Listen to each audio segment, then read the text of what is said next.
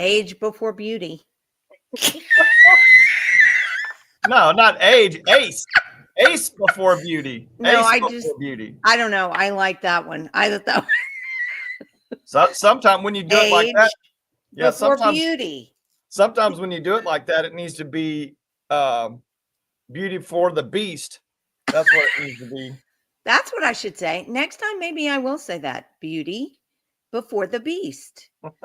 So it is dark this morning. I mean, look at your background. Look at my background. Man, it is dark out there this morning. But you know what? We're getting some rain, and finally the smoke smell has gone away. Hey, good for you. Happy. So I'm like, hey, happy to hear that. Yeah, finally I can walk out and not go. Who burned stuff down? Roberta's on this morning. Yay, Roberta! She's dancing. So that's awesome.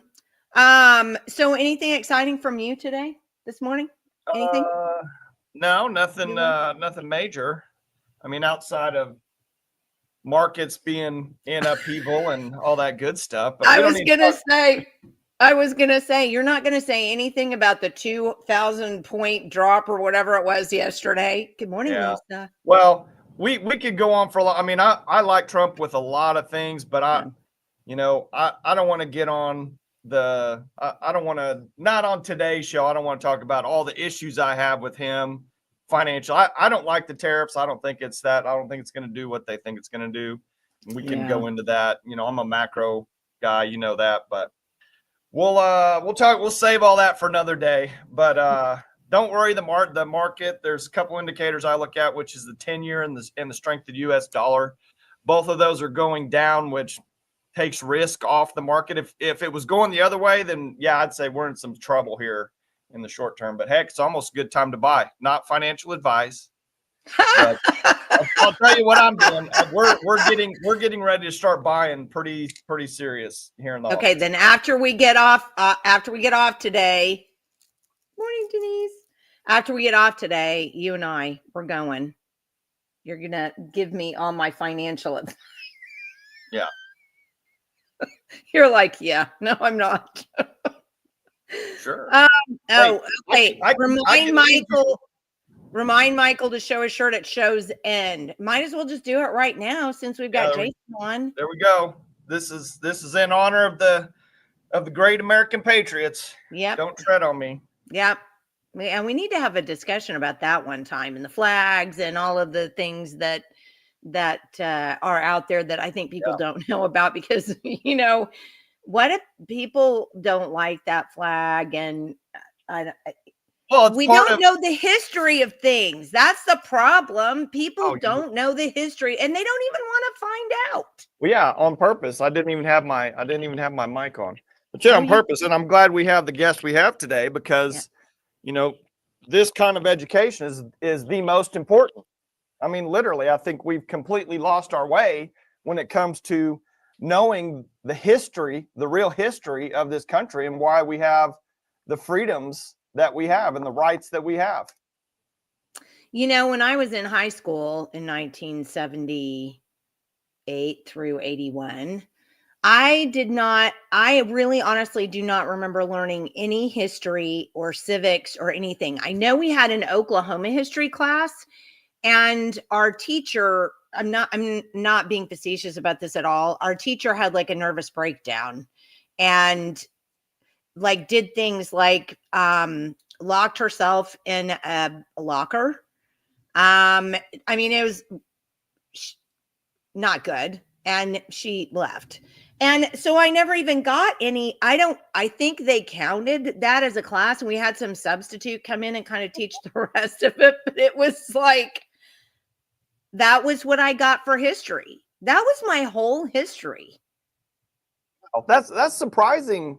Way back then that you weren't having those back. Those history class, those civics class. I remember 8th grade, Mrs. Cooper.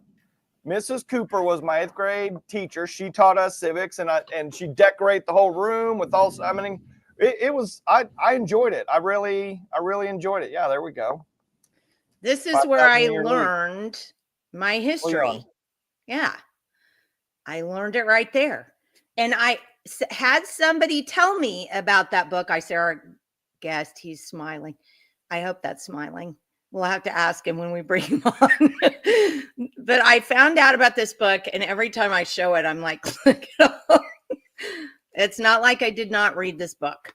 That book, literally, that book, Jenny, in my opinion, it's one of those, we ought to make our mandatory book list. That should be on it, but that should be mandatory reading in every high school in this country, and almost, dedicate half a semester just to really diving in deep. And the crazy thing is, this is not a hard read. You can literally read this book in 2 days. And there's a little thing that goes with it that Cleon has on his website that you can pull down, that you can do stuff to. And now Jason has a program, and I'll just go ahead and bring him in since we're touting somebody else's program right now. Sorry about that, man with the program. Who's still alive? Hey, we're going to have Jason on, and then I'm going to push a whole new book. I'm so sorry. So what do you think about the 5,000-year leap? What do you think? You were smiling, kind of. Oh, I love it. I've read it before, and I learned a tremendous amount, but this has been years ago when I read it. I still have it, and I've referenced it a few times in the recent years. But yeah, it's a great read. The history of it, to understand, when we start talking about the left and right, what does that actually mean? And there's actually a significance of the division and how that works, and far right meeting in the middle, left to center. That was just kind of eye-opening to understand that a little bit better too. Yeah, I mean, it's just such an easy book to read. But we had you on because you actually are a constitutional coach. Yes. What is this thing? All right. So Patriot Academy was established about 20 years ago to help train and develop leaders for our nation through a program called Leadership Congress. It's designed for taking students through the legislative process, through debate, and many different other levels of training about how to conduct themselves, the whole process. And it evolved out to also including educating people about the Constitution. And that's where the Constitution Coach program really evolved out of, was the need for constitutional literacy throughout our nation. We don't have a good constitutional literacy. I would probably say I was one of those at one point and still learning. Rick Green, he's the founder of Patriot Academy and is also known as America's Constitution Coach. And when he started putting these programs together, it was just a matter of people holding classes and sharing the videos and inviting people over. So a Constitution Coach is basically just that. We let, the higher experts do the majority of the teaching. We just kind of facilitate discussion and the class as Constitution coaches, but in the same process, we're learning a ton of it ourselves, and we're able to help others understand and have discussions around the Constitution and our history. But that's really what a Constitution coach is. Through Patriot Academy, we're just organized grassroots of educating our fellow Americans about our founding documents and our history that we're not taught in schools anymore. So this is the website, Patriot Academy, and it's patriotacademy.com. So it's not hard to find. You can find that, patriotacademy.com. And the front page looks like this and talks about, all these different things and liberty building events and products. You can even get a mug with that. They have coffee now too. So they have their own coffee, Patriot Coffee. Patriot Coffee. So, I mean, I love the fact that there are young people, unlike me, apparently. Yeah, the young people, I was talking about the Leadership Congress, where it's designed for 16 to 25-year-olds all around the nation. And different states will host a 2 to 4 day Leadership Congress. And typically it's in the state capital. So they get to use the legislative hall to do these mock sessions and train them in doing so. But there's also the national one in Texas, and the Constitution coaches actually started doing it 2 years ago as well. And we overlapped with the same time that the youth leadership program was going on. So we got to meet and see, 150 of these students in action and talk about hope of seeing that rising generation, learning, a biblical worldview and leadership skills that they're going to take. Most of them aren't going to go into politics, but they're going to go into businesses, be different employment, and they take those skills with them. And that's encouraging to see that we're not losing all of that next generation, but we are actually training them up to live out liberty in our nation.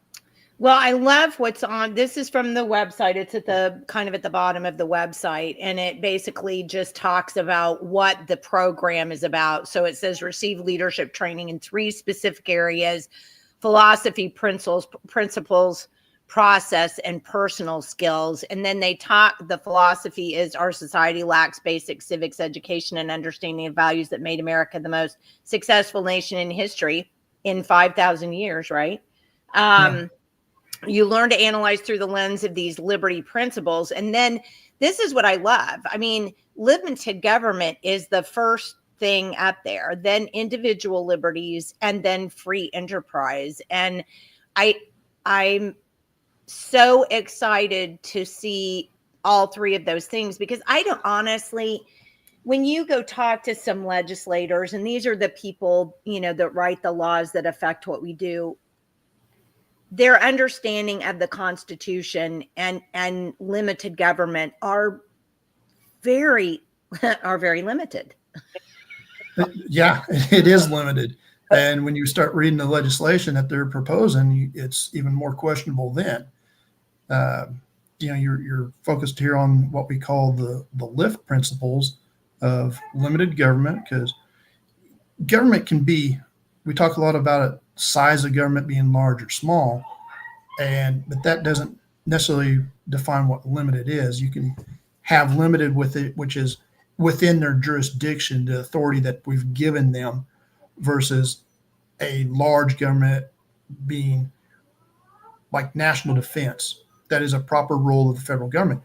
But we have a large land mass, we have a lot of people, so it's going to be a very large requirement or responsibility of the federal government. So large can also be within limited, and that's important to understand the differentiation of large in size and limited in authority. In scope. Yeah. In scope, yeah. Yeah.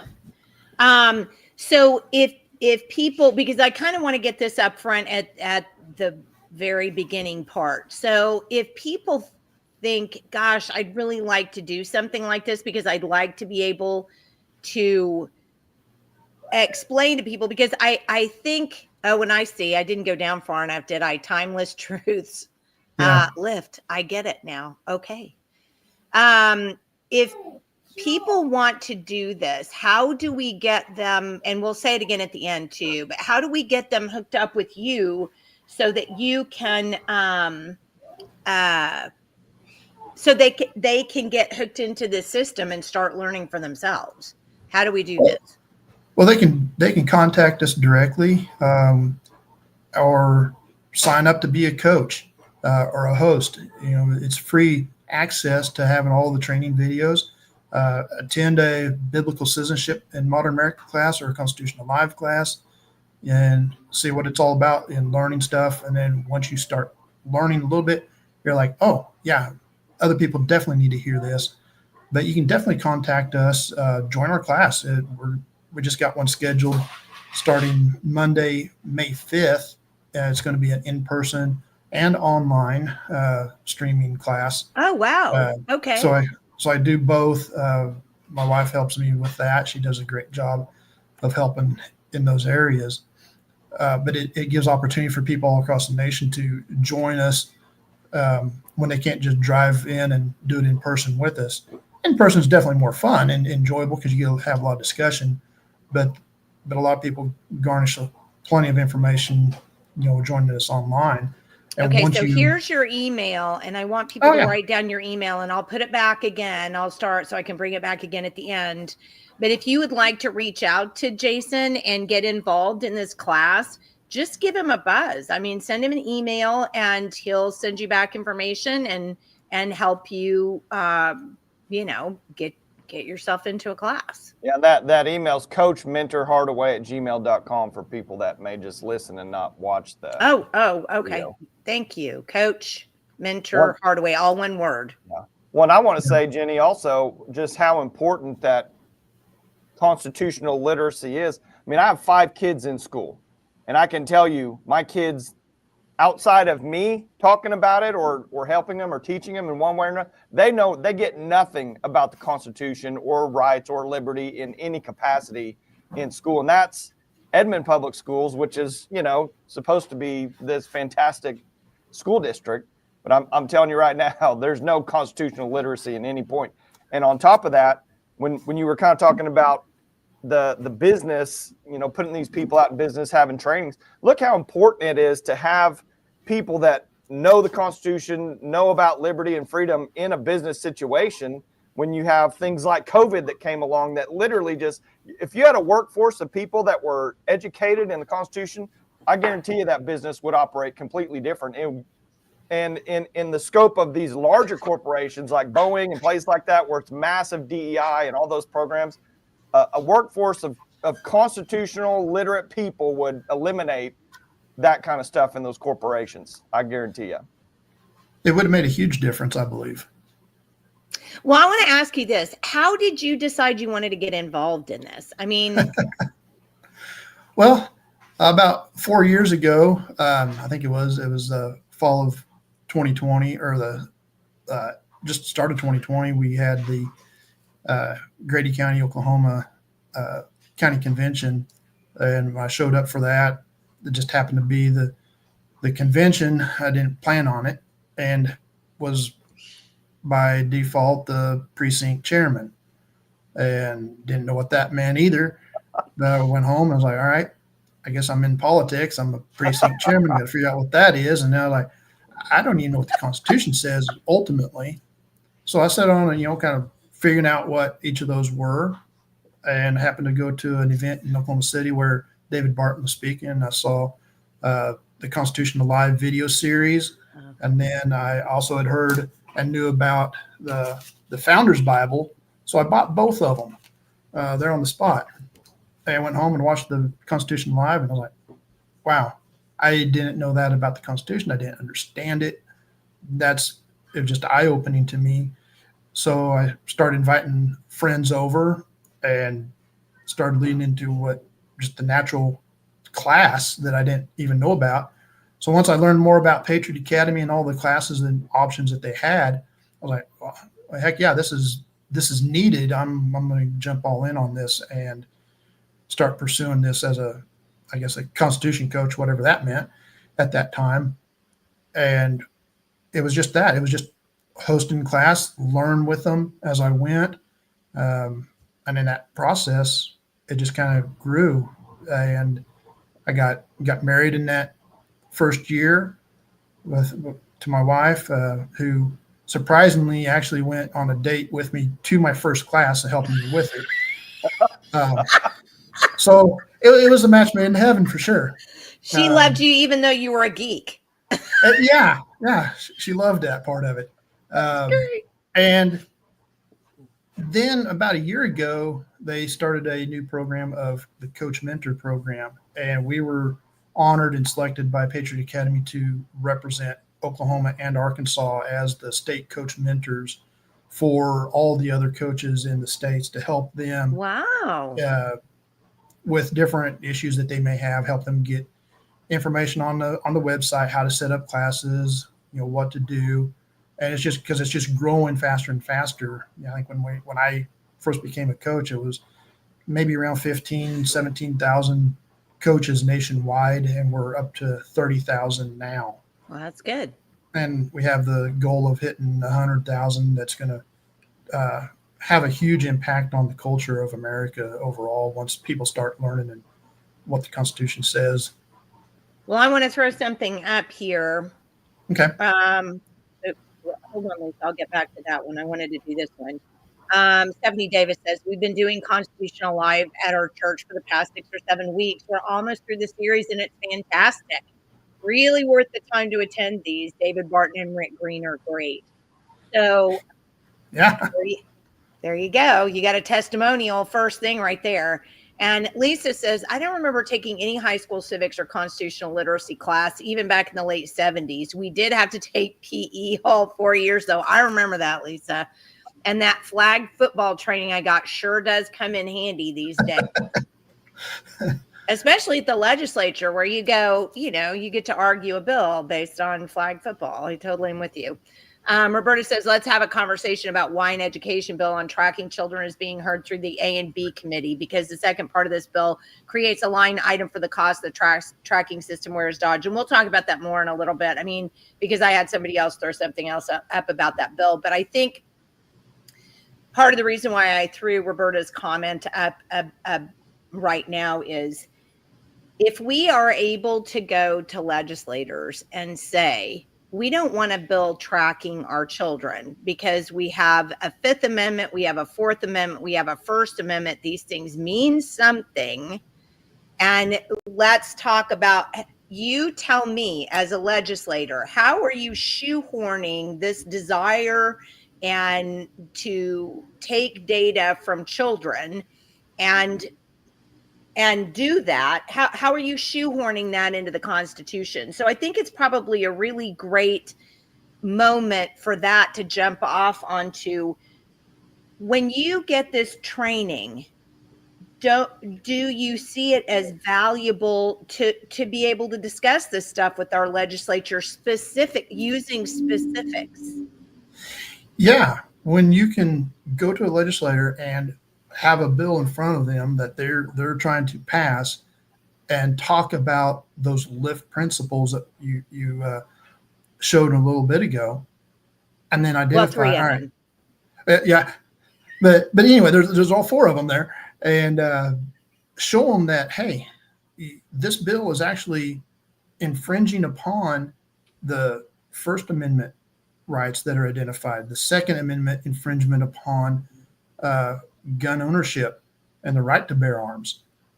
I think an easy one to that is all the restrictions on age, how much ammo. Anywhere in that, to me, that sounds like an infringement on that Second Amendment when you put any restrictions on somebody's ability to purchase and possess a firearm in that regard. Somebody may think that's a little extreme, but I think it's pretty open for what the interpretation is, because you had teenagers back in the Revolutionary War and they could buy guns. Used to be able to buy a gun when I was a teenager, and now you can't do that anymore. What's the age limit? Michael and I talk about how we used to have in our high schools and Michael's younger than me, and still we both remember that in our high schools we used to have gun racks in the back of, Yeah. You used to come to school with your gun rack. Yeah, it's definitely a different world now, and I think there's a great article in the Founders Bible about the government of the heart.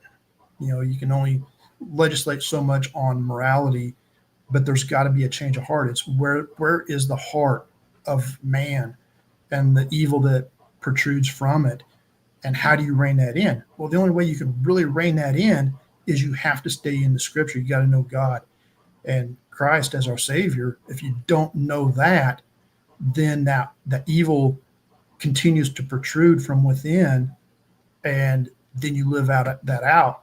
And that's really where the violation of others' rights come in, is that infringement of your actions upon their rights, and not knowing what your rights are, either from the government or from other individuals, that creates obstacles and hindrances, like the whole mask mandate.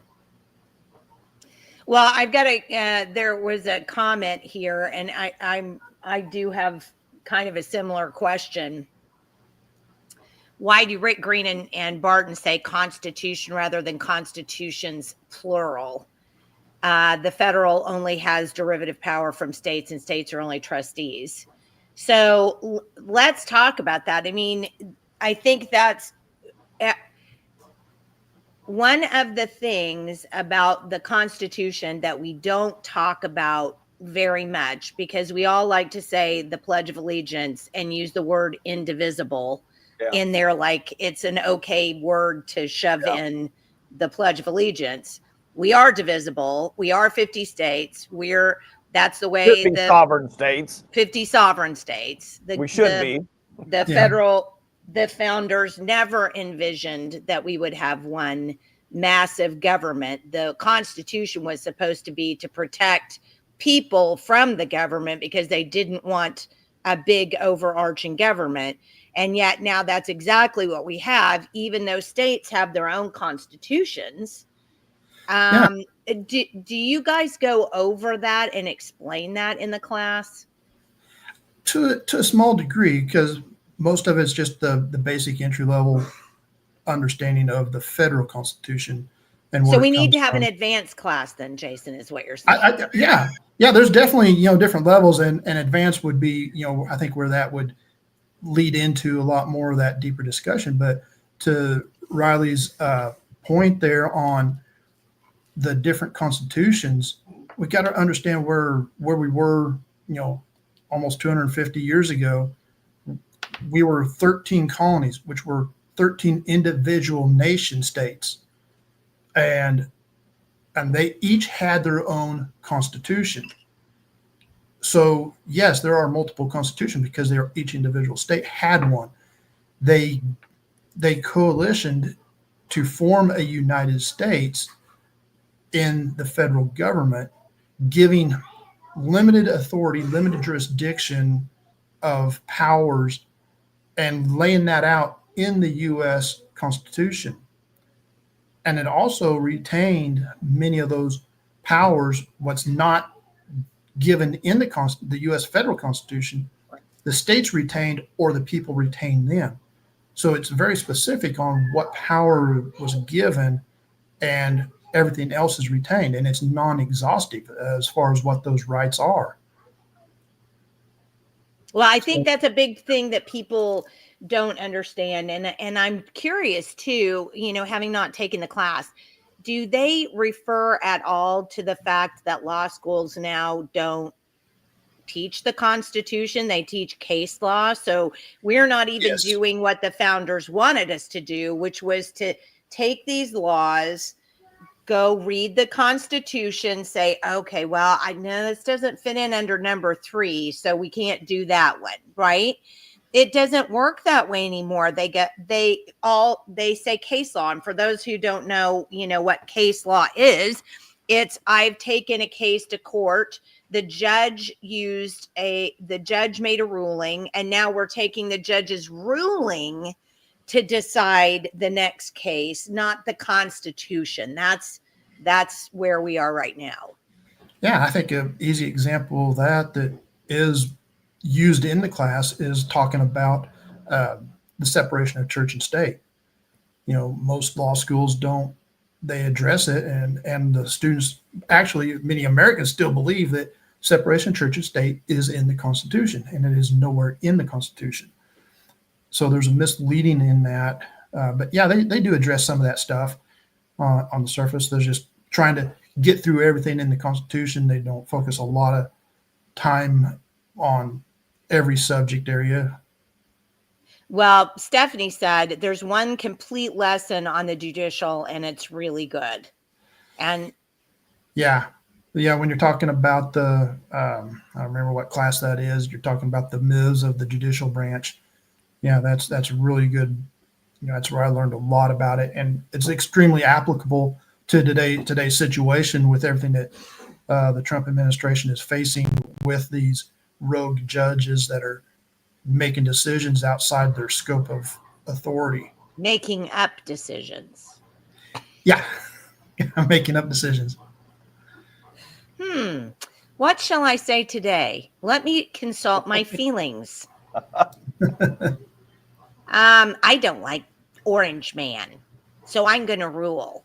That's Your feelings do matter, Jenny. Your feelings do matter. Yeah. I just had to put this in because I think it's funny. We took guns to school and refinished them in wood Yeah. shop class. Yeah.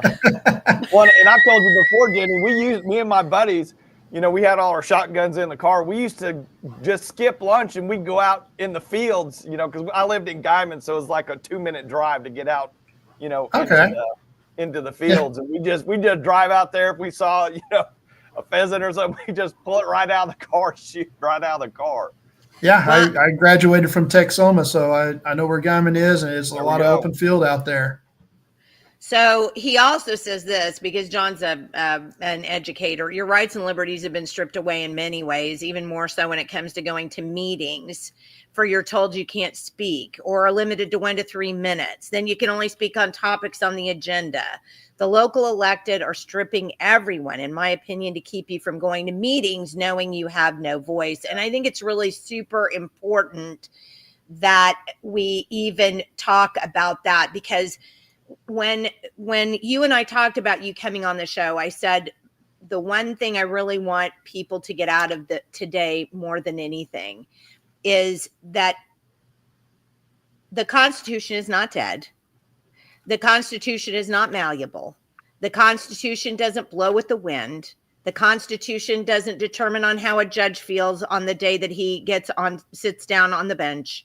None of this is the case. And until we know what the Constitution says, going to a legislator who probably doesn't know what the Constitution says and saying, look, here's the problem with 224 and why you can't take data on children.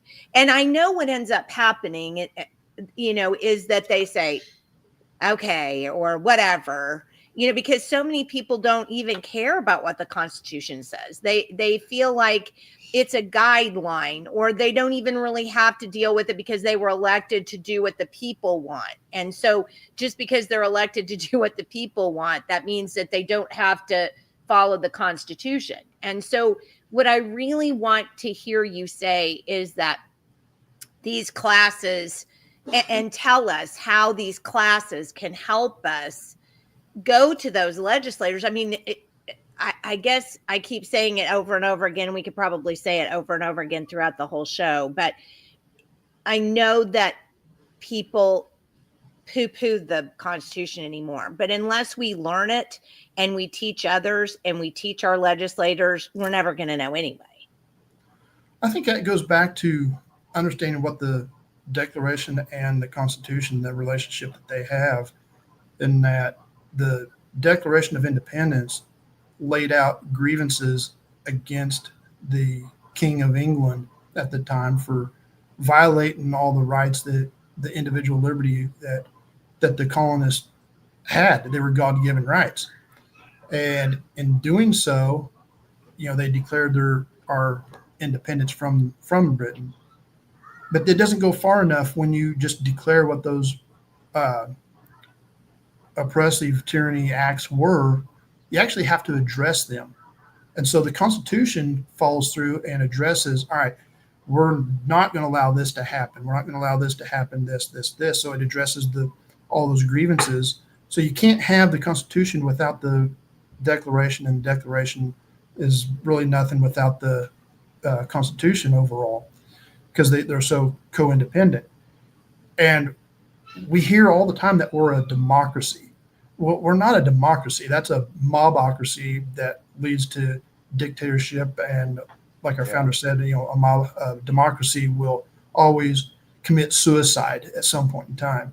We are actually a constitutional republic, meaning that we put together this structured outline of laws that is our guideline, and we are to follow them. Because if we don't follow that, what guidelines are we following? Are we following what men want? Then if we're a nation of men versus a nation of laws, that's going to blow with the wind every time we have a change in administration, like we've just seen happen over the last 4 to 16 years. We've seen a tremendous amount of that, and President Trump trying to correct a lot of that. But it blows with the wind on what does that person in authority or office, what do they value in their morality? So our Constitution has to have a higher standard that we adhere to, and knowing that our highest standard is God. And if we lose sight of that, then we're going to lose our nation altogether.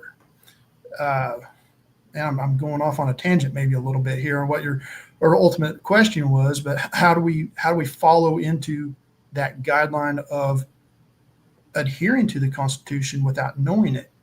It does require the continual studying of it, and knowing that God gave, for the first time in history, it was recognized that God gave authority and power to the people, and the people granted limited authority to the government.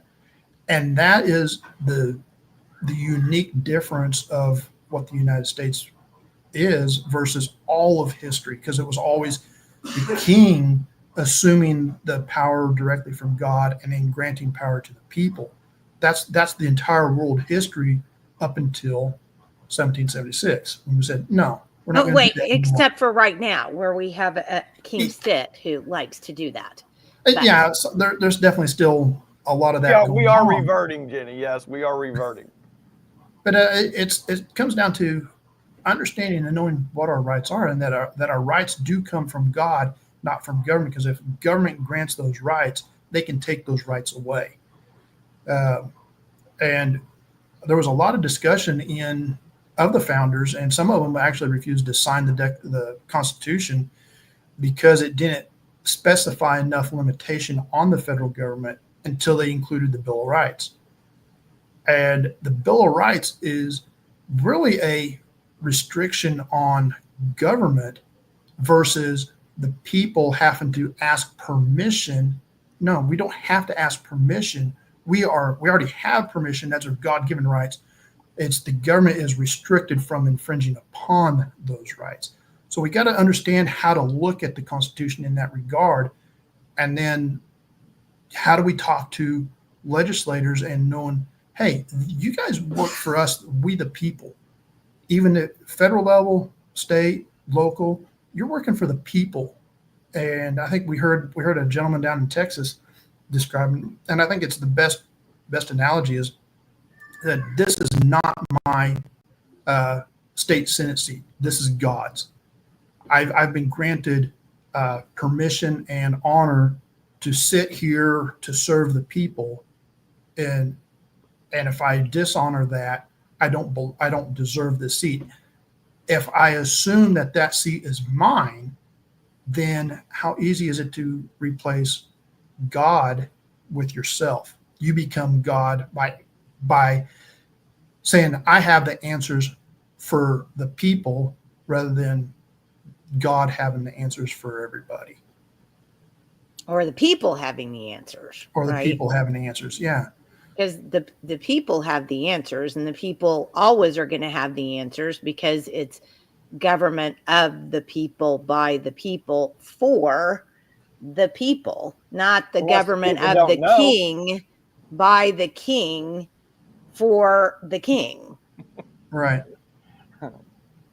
So it's So, definitely understanding, and that's why it's so important to vet and understand who we are electing, because if they're not going to adhere to a higher power, then they're assuming that they are the higher power and dictating everything, and that's a threat in itself. We don't want that. We want people that are servants. You know, I remember who I heard it from, maybe David Barton years ago, talking about a politician versus a statesman. You know, we need more statesmen versus politicians that are career minded. well, but think about it. Back in the day, they used to call them civil servants. So yeah, Civil of the government, servant of the people. And they used to call them civil servants, and we don't even call them civil servants anymore, because now they're more like civil jailers. yeah, I mean, they're and going to tell us what to do, put us in these little boxes. And I mean, you look at DHS, you look at, I mean, wherever it is, health department, you will vaccinate your children. You know, you will get a driver's license. You will this, you will that. And, you know, it's never, it's always about that and not about us. So let me go back through a couple of comments, because some of them were quite good. Well, let me put that. I know far too many people who say the Constitution needs to be changed, and changed drastically. They want it to reflect modern society. So I am going to put you on the spot. I told you I wasn't, but I am. I'm going to put you on the spot. Please talk to this comment. Why is it that reflecting a modern society, why is the Constitution so timeless? well, it goes back to those timeless principles of where things come from. We look at the Ten Commandments. What part of the Ten Commandments is not valid today as it was 4,000 years ago when God gave those to Moses? Well, it depends on who you talk to. Depends on who depends on who you talk to. But then that's taken God's authority and man defining what morality is too. We don't want man defining morality. We want God directing that. The Constitution itself has those principles built into it, in that at no matter what time in history you can look, those individual liberties, those restrictions on government are applicable and biblical. You know, it's where 33% of the Bible, or the Bible, was one of the top sourced, is the top source for quotes and information to write the Constitution, with about 33% of it. Well, and So I want to it's stop you right there, because I've Okay. been having an argument with people, because there is a push today to call us a Christian nation and say that we're a Christian nation and that kind of thing. And I mean, I'm not going to tell you I've studied the Constitution in such depth that I can parse every word in it, but I've studied the founders and enough, and that it was never, it was based on they looked at the Roman government, they looked at the Bible, they looked at the Magna Carta, they looked at a number of different documents in order to create the Constitution. And we weren't founded as a Christian nation, but we were founded upon biblical principles. And lots Right. of people, lots of religions use the Bible as their basis. I mean, Jews use the Torah, the whole Old Testament, for their religion. So it's I dislike that, because I think it disenfranchises, you know, people who believe in God but call their religion outside of Christianity. Because you could even say that about Catholics, for example. I mean, they call themselves Catholics before they call themselves Christian, even though they believe in Jesus. So I mean, to me, that's kind of a big thing, and the thing I want to point out. And that's one of the reasons why I like that book so much because it explains how they used all these different parts to be able to come up with the Constitution, to make sure that they were using the best parts of all of these governmental documents, if you will, to give us the best of all those worlds. Yeah. And you kind of alluded to what, a lot of people call that Christian nationalism. And, I would ask, what is a Christian nationalist? What is that? Is it somebody that believes we should have a biblical worldview? Yeah, we should definitely have biblical worldview in our culture and our society. There is also a division of branches of governance that God set aside. He said you have individual family government, you have the church government, and you have civil government. And they all have different roles and responsibilities. The church does not belong in the civil role, and that's in Romans, where it talks about the government does bear the sword for a reason, for justice and punishment. The church in educating about God and morality, salvation, and then your family government, but people wear those three hats interchangeably. So you can't separate them all together. They do overlap, but they don't control each other, and they have their own individual sphere. I think that's a good way of looking at it. And if you and a lot of people, when they're still afraid of that Christian nationalism, what do you want? You want an atheistic nation or a paganistic nation? Which kind of nation do you want? I believe that under biblical worldview, whether you call it a Christian nationalist or what, under the biblical morality, even if you are not a Christian, you're going to have more freedom, more individual liberty than you will under any other type of government, other religion, anywhere in the world. Well, I think the reason, and I agree with you, but I think the reason why I'm I personally don't like that. And I think even just discussing Christian nationalism, because I remember what happened with the church under Hitler. And I mean, if you don't know what happened to the church under Hitler, then I adjure everybody to read the book Bonhoeffer, because he explains it 100% what happens when you allow the state to intermingle with government, with church, and vice versa. And then you end up with what you had before so many of us got in boats and came over here, and that was a national church.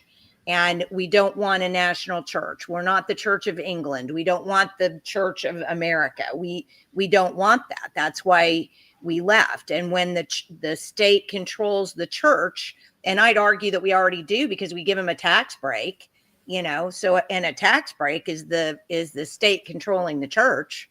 Because don't forget, that's what happened during COVID, right? They said, well, we're giving you a tax break, you fall under us now. So, I mean, to me, it is an issue that needs to be discussed openly and thoroughly, because the one thing that can't happen, the church and government have to remain separate, or we get the government controlling the church, like what happened under Hitler, and we don't want that. Yeah, no, we don't want it. We need the church needs to wake up.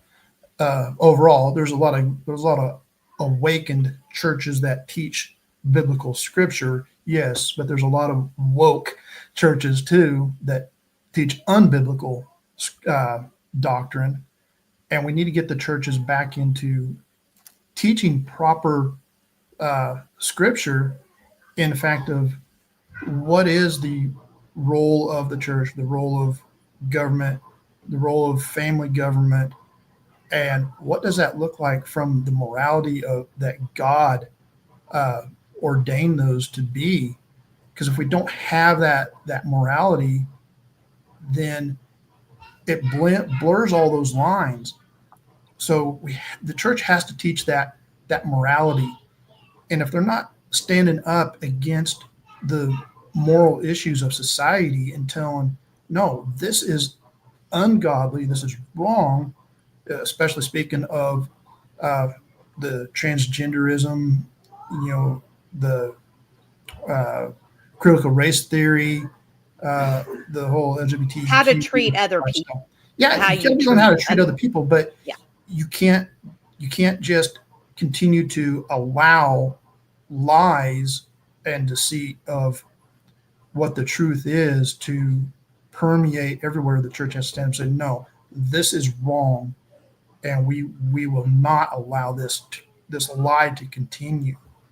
Well, God gives us our rights. Man cannot grant us our Correct. rights, because just like you said, if man grants us our rights, man will turn around tomorrow and say, you don't have those because I just don't feel like it. So it doesn't work that way. God grants us our rights, but we can't, on the other hand, we can't legislate morality either. That has to come from the church. That can't come from laws, because when government tries to legislate morality, it ends up entrapping us, ensnaring us some way. So let me hit this one too. Lisa said, I get told that the U.S. is a representative democracy. What's a representative democracy? I heard a good one yesterday. I'd never heard it before. I heard somebody say we are a constitutional democracy. I was like, boy, that was a stretch. No, we're not a representative democracy. We are a constitutional republic. And there is a huge difference in democracy versus republic, and then having a constitutional republic as well. So yeah, no, we are a constitutional republic, and the Constitution even clearly states that. Yes. And I think people don't understand that the republic part is the three branches altogether, because we've focused on voting. Get out the vote. We have a right to vote. Vote, vote, vote. And so they get that. They think that's all there is. So that's a democracy, right? We get to vote. So we're a democracy. And then they forget about the fact that we have laws, we have the executive branch, we have the judicial branch. They forget all of that part is what makes us a republic. It's not just voting. Yeah. And how we're broken up into all the different levels of government, where you have representation of the people at these different levels, and you get so many individuals, will constitute, all right, how many congressional districts you have in a state by population. Very important to know that. Yeah, I just totally lost train of thought on that one. Well, that's fine. Hold on. Let me throw this one up. Okay. There again, our God-given rights are stripped so many times. How many people have been threatened or been removed from city, county, or state meetings, or been told you can't take a photo or a video in an open meeting? We had that the other day. Somebody, my friend Sandra, was recording in a committee meeting, and the committee meeting was recorded, and they told her she couldn't take a recording in the committee meeting. Yeah, I think it's again, that goes back to understanding. And if the law enforcement side of things knew and understood what was constitutional and not constitutional, they would side with the individual saying, no, this is public property. I can actually video this without interference. If it's a public meeting, I think you should. I think that a lot of that boils down into the state level or local level on what is allowed or not allowed. Yeah, we have attended a few school board meetings where you're very limited on what you can talk about, and you don't get any response. I think it's a terrible system in how that's designed, especially here in Oklahoma. I don't know how it is anywhere else in the nation. We don't have any kids in school, but we did attend school board meetings and learned a little bit about that. I think I know that's a lot of grievance that people do have when you go to the school board and thinking, hey, I'm going to voice my concerns and I want response. I want action. I want response. And they just sit there. By Oklahoma law, they cannot engage in those conversations. All you get is that limited amount of time to say your piece and then move on. And whatever they do following that is up to the school board at that point. We know, I think, but that particularly, I think, is the place where constitutional training can come in so wonderfully, where you can stand there and say, you may not let me speak, but I just need to let you know that this is what, I have a right, that government is for the people. You are actually a servant of the people. And so I do have a right to say something. I understand, I think people don't talk back enough. And when I say talk back, I don't mean being ugly and screaming at people or cussing or whatever, because it doesn't help anything. Right. But saying, that's not what the Constitutional allows. You're actually a subdivision of the Constitution. You're of the people. We voted for you. You have, that kind of thing. Don't you believe that if we educated people better, they would feel more like being able to say that at their meetings? And don't you think they should? Because if we don't start standing up for ourselves and say why we're standing up for ourselves. Yeah, we absolutely need to stand up and say why, and have the courage to get in front of the school board, in front of committee meetings, in front of the legislators, and say, hey, this is wrong. That's one of the grievances in the Declaration was, the petitioning to the king that he limited. So one of the rights that's identified in the First Amendment is the right to petition our government. And here's a great story to go along with it. I love some of these stories that I learned about John Quincy Adams. He was a huge abolitionist on slavery, and he, as a president, he fought and fought and fought, and he didn't get it done. So he left the presidency and became a U.S. representative in Congress. Kind of a backward step for a lot of people, but he like, man, I can do more work there. I'm not done. And he fought and fought and fought, and it got so bad that they put a gag order on him in Congress that he couldn't bring up slavery.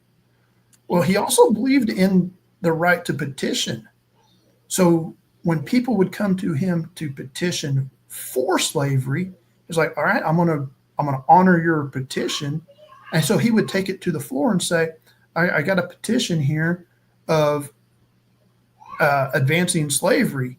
But he would argue why it was bad, but he honored that petition. And so it just totally disrupted the whole gag order. He was like, man, we can't even gag him because he'll flip it and argue on the side of it, yet he's against it, and demonstrate how bad and evil it was from that side. So it's an interesting concept of how can you approach legislators and petition them where they're going to listen to you. And right now we have a big battle here in Oklahoma of the leadership quashing that petitioning process, and not even hearing some of the newer freshmen representatives, either in the Senate or the House. They're being, but they're passing through a whole bunch of Democrat legislation. So there you go. Yeah, so that's an issue. And it goes back to, who are we electing? We the people are responsible for the conduct in our legislative bodies. Whether if they're reckless and not following the law or following the rules, what we want. Well, why did we allow them in there to begin with? Now there's the corruption side of it, but we still have the ability to fire and replace them every so often. Well, I like to use the term that I'm trying to use it once in every podcast: watering the tree of liberty with the blood of tyrants. Yeah. Yeah. Because it doesn't have to be actual blood, but if you're watering the tree of liberty with the blood of tyrants, that could just mean that you're voting them out of office, right? Yeah. We talk about the torch of freedom, that flame of liberty. We went from wanting a grass fire of liberty, spreading through our communities. We want a range fire. We want a forest fire. We want a huge fire of liberty burning throughout our nation. And that's kind of where our Constitution Coach program fits in, and Patriot Academy is really a leader nationally in being able to accomplish some of that. Yeah. Well, that's why it is so important, just because, Jenny, like, as an example, you know, we talk about education all the time. If you don't even know your rights, you know, how are you even going to do anything if you don't even know that these things exist? Because it's literally non-existent in today's education. I mean, there's literally no academics. There's no, like you said, Jason, there's no constitutional literacy in any capacity. So it's made a population of people so malleable because you're not empowered to stand up for yourself because you don't even know you can. Most people, they don't even know that, you know, they just follow the rules. They just go say their 2 minutes if they even get up there and get 2 minutes, and that's it. And then they just sit down, and then, you know, we're the plebs, and they just move on. So I think it's important, you know, and I wanted to make a comment on kind of that state constitution's comment compared to the Constitution. At least, in my opinion, you have to at least start somewhere. And I think it's easier to start if you just know the God-given rights from the Constitution and the limited government side. Then when the light flips on and say, then you can start diving deep. You know, once you get kind of a little bit of a knowledge base, then you can start diving deep. Hey, my state has a constitution. What does it say? What does my state differ here? You know, what can I do now with my state level? You know, and I think it's important that at least you got to start somewhere. Yeah.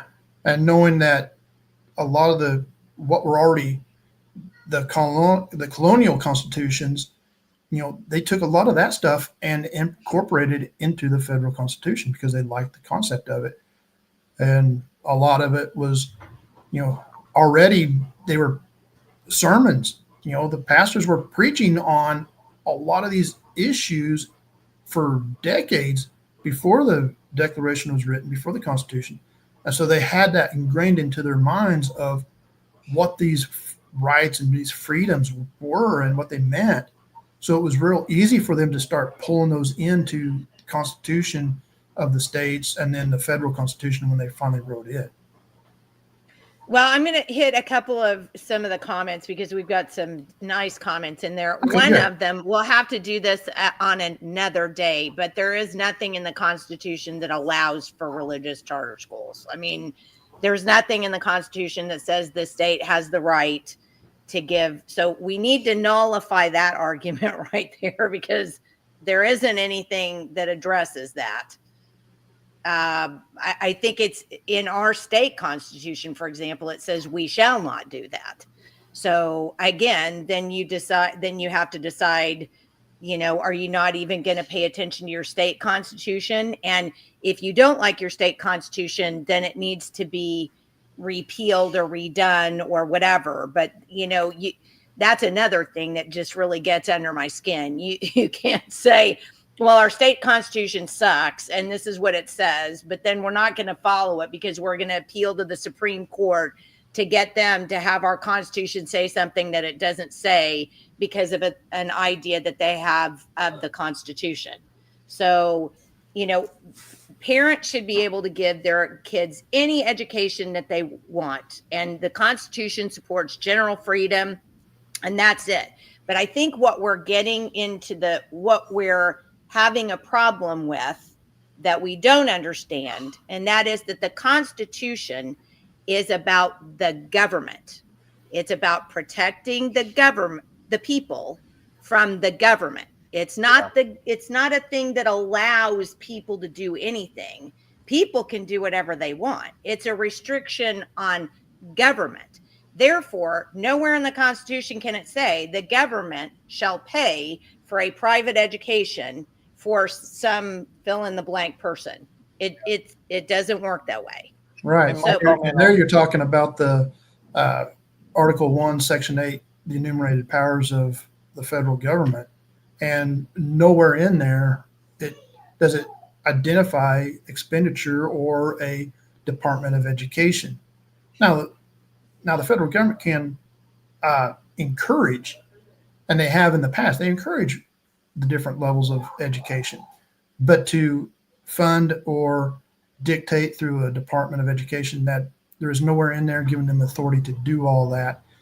And I think that's a big thing, is what does the authority in those enumerated powers. Those are specifically what the federal government is authorized to do. Anything outside of that is unconstitutional. And there's a lot of unconstitutional federal departments, not just education, but you're talking about health, labor, energy. Man, there's a lot of them. Yeah, we could go down a big long list, but I think Yeah. it's like this comment that I was just saying. I think people think that the Constitution does something that it doesn't do.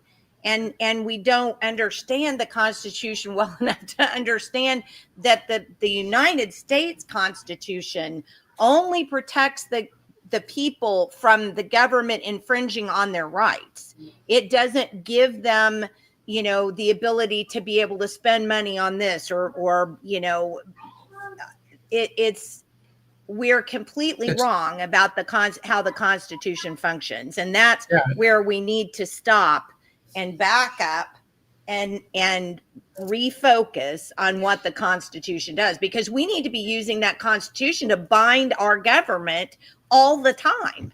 Bind our government, not allowing our government to help us. Not empower them to take us over and make our decisions for us. Yeah, and in doing so, we need to have legislators that are willing to use the powers given to them to basically put that bridle of impeachment to use. When a judge oversteps their judicial bounds and tells the executive of the United States that he can't execute his constitutional authority, that is what I would say is bad behavior under Article 3. And to understand that, it's the legislators have to start reining those in. Yeah. They're afraid to even say the word impeach because it sounds retaliatory from party to party. Well, the left doesn't have any worry about that. They just do whatever they want. But the conservative, the Republican side, they need to strengthen that backbone and say, no, this is impeachable. We're going to pursue that.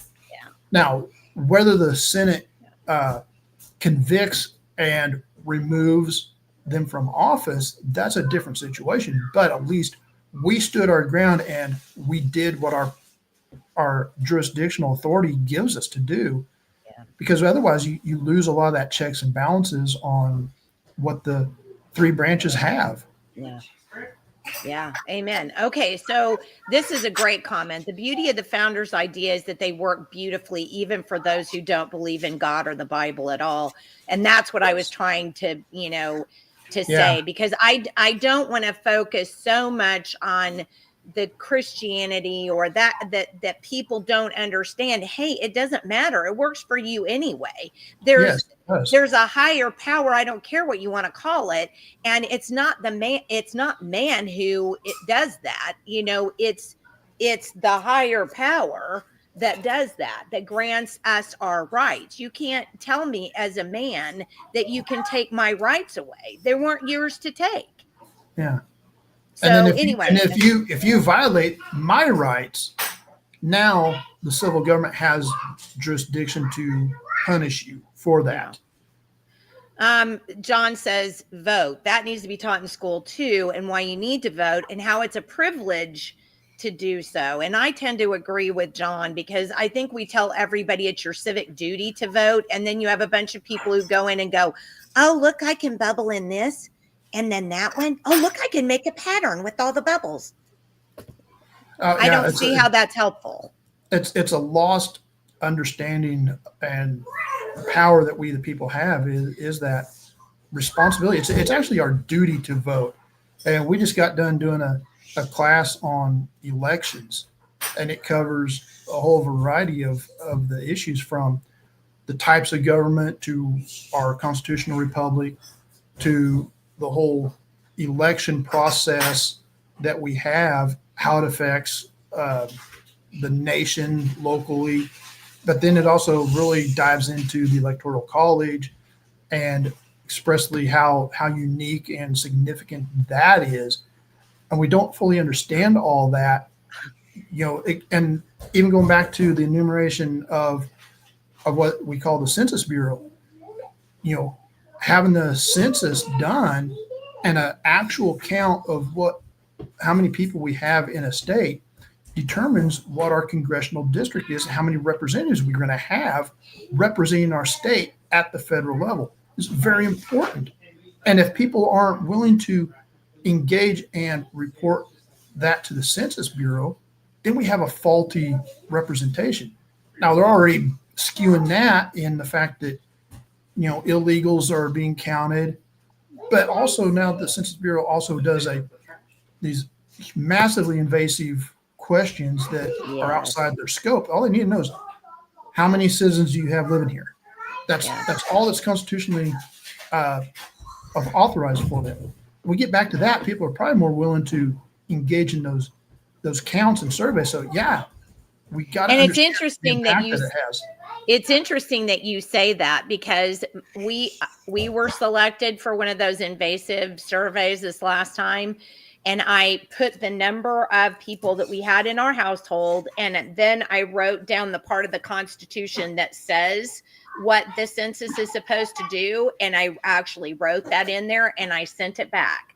Well, it was interesting. I started getting calls because I didn't complete it. And I finally got the lady on the phone and I said, ma'am, I know that you're just doing your job and I'm not mad at you, but I'm going to tell you, I'm going to do what the Constitution says. And she said, well, you do realize that now that has been authorized under the Biden administration. And I said, I don't care, because it didn't go through Congress and it has to do with what the Constitution says. And I just didn't do it. And they gave up on me.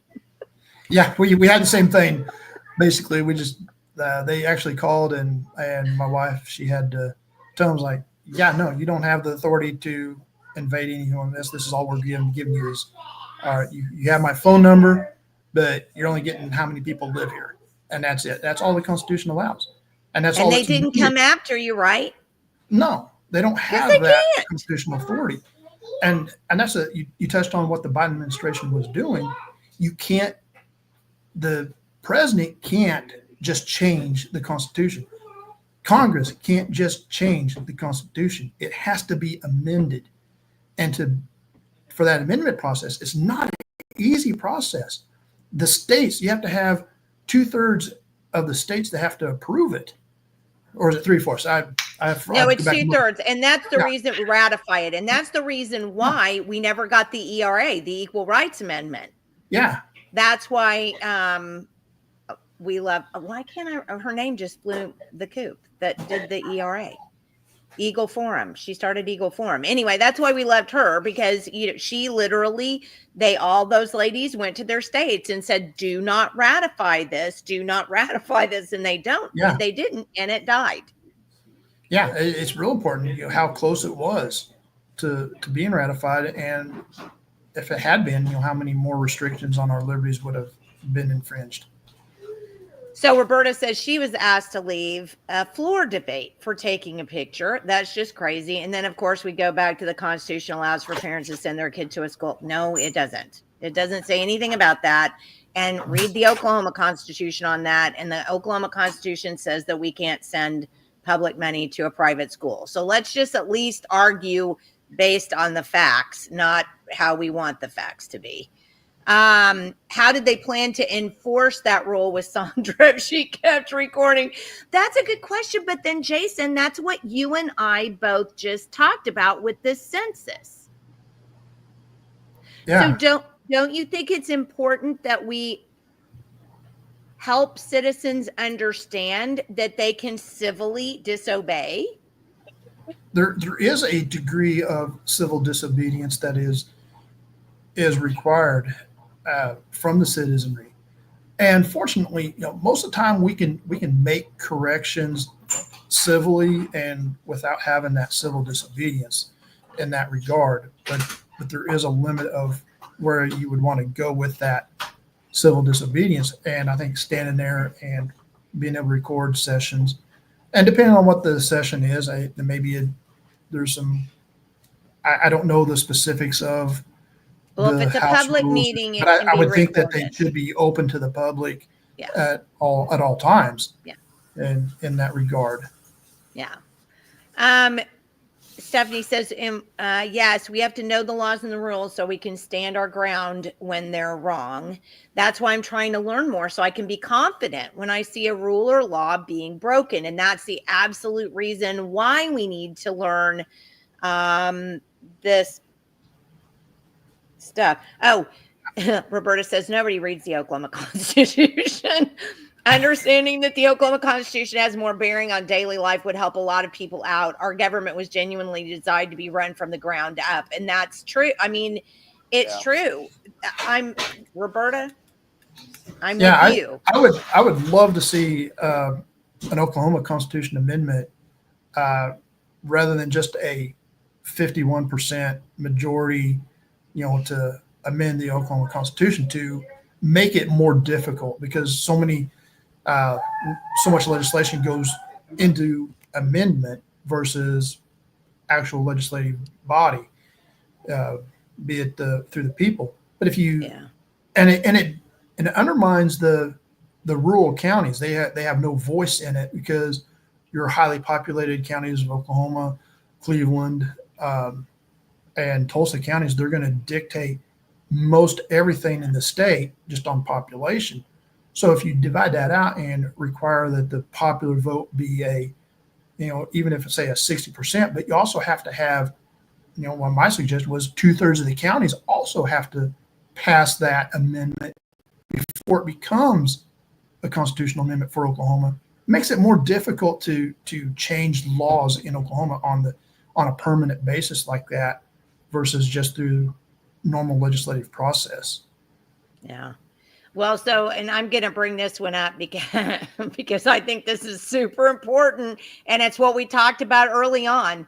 It must be possible, or the U.S. Supreme Court wouldn't be hearing an argument for it on April 30th. Well, I want to make a comment on that too, Jenny. Go ahead. You go, and then I'll follow up. Well, the one thing I want to say is, I guess what was it? The 10th Amendment's what gives the states the rights to do their own education. So in the state of Oklahoma, you can't give public money to a private religious school. And what's going to happen, this is what's so scary about that whole deal. So AG Drummond they already defeated that here in Oklahoma with our Constitution, with our Oklahoma Constitution, which is ours.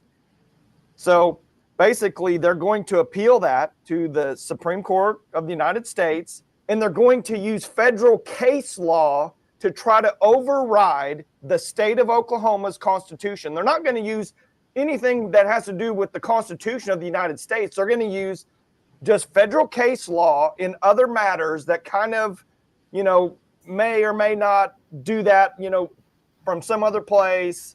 And they're going to override the Oklahoma State Constitution. And that should just be an alarm bell to everyone, because then once they do that, now that'll be a precedent for every federal case law to override whatever in the state of Oklahoma. In my opinion, that's interesting. But Michael, I feel that I don't want these kids going to our horrible schools. Yeah. Well, we have choice. We have feel no choice that. anyway. Yeah, I mean, you can send your kid anywhere. It's just, do I have to pay for your kid to go to that school? That's what it comes down to. You can send your kid to any school that you want to in Oklahoma now. But, it's a matter of who's going to pay for that is what it comes down to. Well, and I can't even follow up on what you said, because you said exactly what I was going to say 100%. This is why this is crazy, and why I'm angry about it, and why I think this particular comment is exactly the root of the problem that we have in the state right now, is that people don't understand the difference between what the Supreme Court does and what the Supreme Court should do. The Supreme Court is charged with taking the Constitution and line by line going through the Constitution to determine if the case before them follows what the founders wrote in and the states ratified in that document. That's not what they do.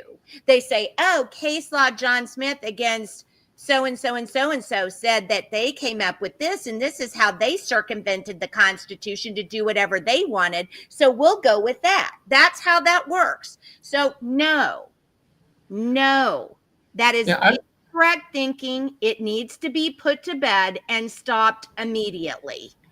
I find it interesting that they took a local state issue case and now it's in the federal court system. How did that cross that boundary line from the state jurisdiction and the state Supreme Court to going to the U.S. Supreme Court? Because since it doesn't Marbury cross any versus state boundaries. Madison, the Supreme Court has never done what the Supreme Court was supposed to be doing.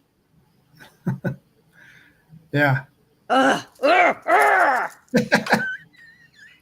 Well, I just don't Roberta like says- the fact. I just don't like the fact that if they win, with I don't know what they're going to cite as the main case. Maybe Brown versus the Board of Education for discrimination, or something like that. It's going to be some very broad deal, And if they win, then why at that point do we even have an Oklahoma Constitution? In my opinion. Why should any state have a constitution? why should because any the state have Supreme a Court will constitution? turn around and screw over New Jersey just like they would Oklahoma. If you don't like the state constitution, get the legislators to amend the state constitution. Do not get the Supreme Court to use case law to make your argument because you have the feels. Yeah, it should stay within the boundaries of the state for sure. Sorry. So everybody knows that I have to get my blood pressure up at least once during a podcast. And Michael's like, and Lisa's like, where's your blood pressure cuff? Title 10 says that anything not covered in the U.S. Constitution shall be governed at the state level. Yeah, Amendment 10, yeah. Amendment 10, yes. That includes education, absolutely. That's why education belongs to the states. And she corrected herself. This is why education needs to be governed from the Oklahoma State Constitution. So, I mean, so many of us who are watching are actually on that. I'm not sure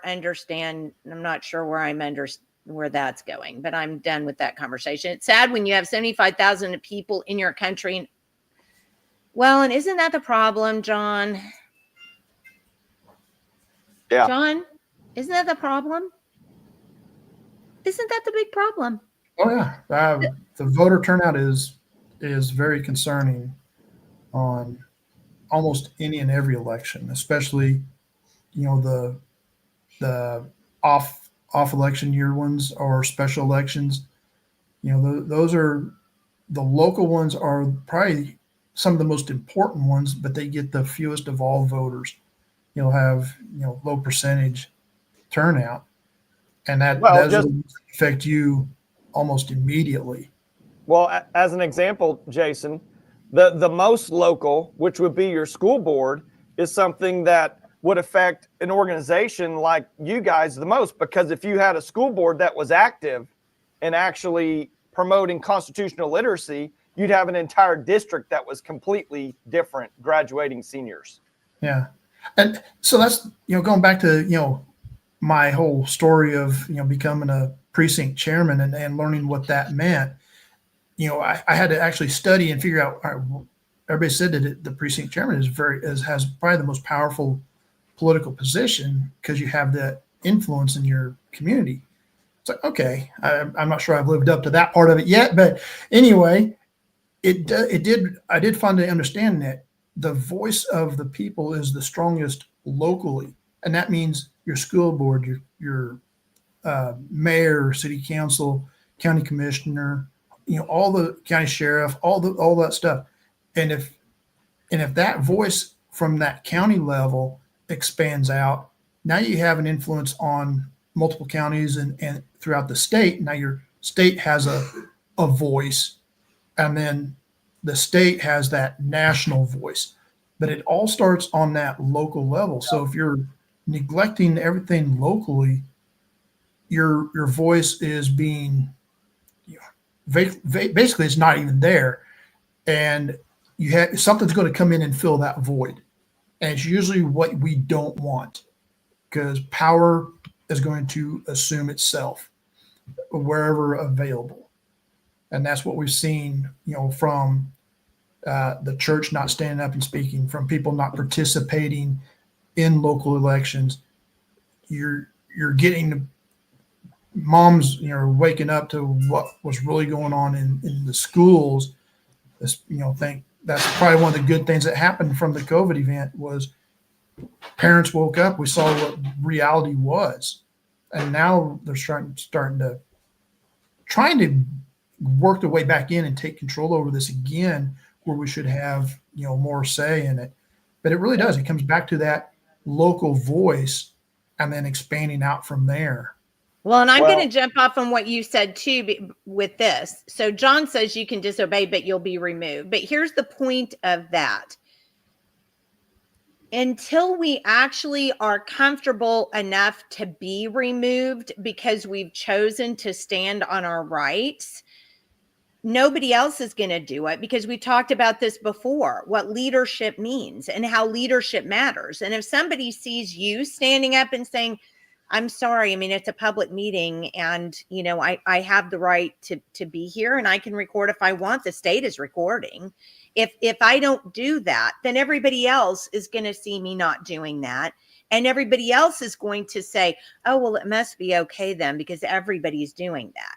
We've got, whether you're removed or not, maybe you're removed, and that's probably a good thing. Everybody sees, well, she stood up, and look what they did to her. Tyranny. Yeah, exactly. Let the light shine on the evil and expose the evil for what it is. And I wanted to make a quick comment when you were talking there, Jason. You said about the church not standing up, kind of in that time of COVID and all that. There's an issue there that I think people kind of miss all the time. And the government's got a check and balance on all these churches with their tax exempt status. And if you start standing up against the government or saying things or being a little radical or whatever, they will pull your tax exempt status. And then now, that's that separation of church and state that's been infiltrated by the government, which over time is only going to get, they're going to put in more and more administrative rules to be able to control these churches. And that church stand down during COVID was a perfect example of churches not doing, what they should be doing.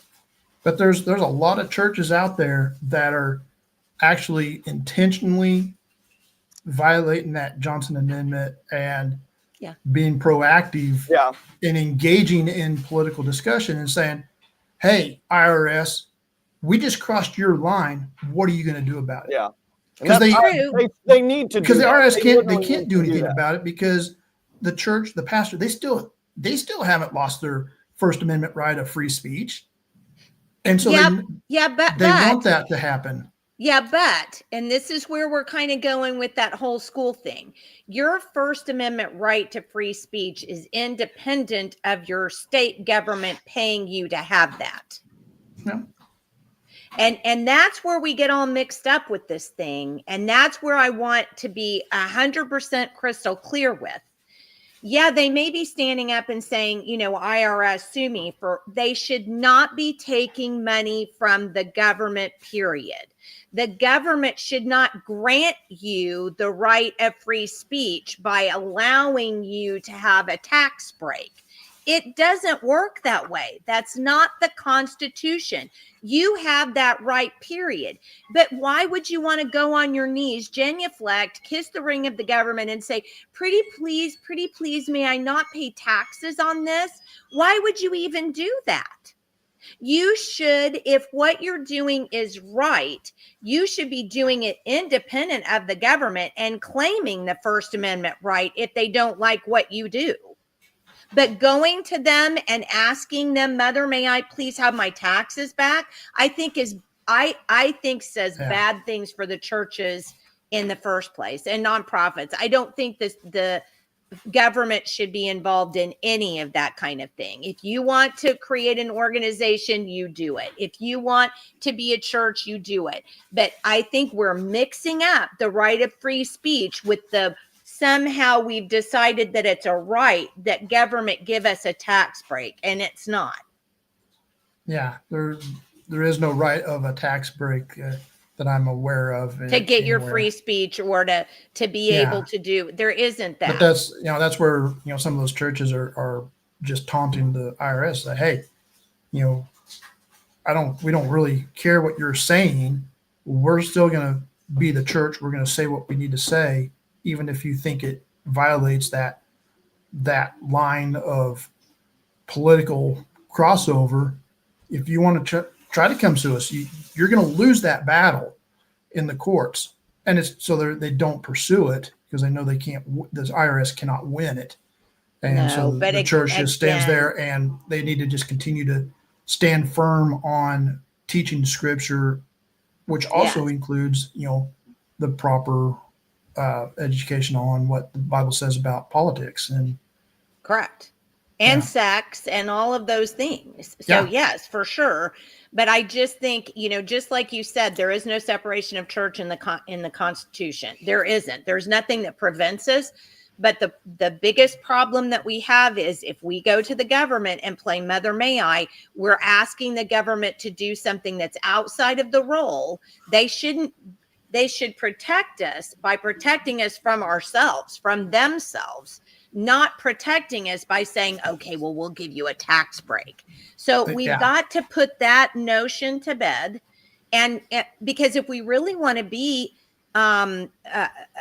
if we really want to stand on our own and be able to, rage at the government for impugning our free speech or impeding our free speech, we can't say, and you give us a tax break. It doesn't work that way. We've got to be able to have that separation where we stand on our own. And that, like I said, you got to read Bonhoeffer. It made perfect sense to me after that. Let's clear up a couple more of these because we're getting long.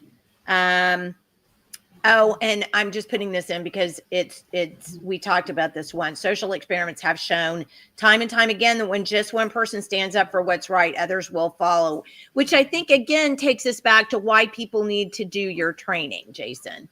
Roberta says grassroots. Yeah, the grassroots. It's great to see the Moms for Liberty on here. This is so sad. Look what Stephanie said. We were at the polls in the school board election we had Tuesday. 50 people showed up out of 1,700 plus. Yeah, that's disappointing. I remember hearing David Barton talking about a few years ago on a school board election. It was some other state. I don't remember where it was.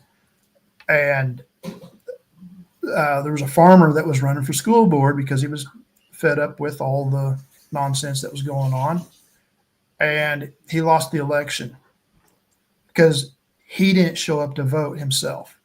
And he would have been the only vote on that. How do you not show up to vote in your own election? I guess he got busy and just totally forgot it was election day. I don't know, but it shows the extremity of that one vote does matter. It may be your vote.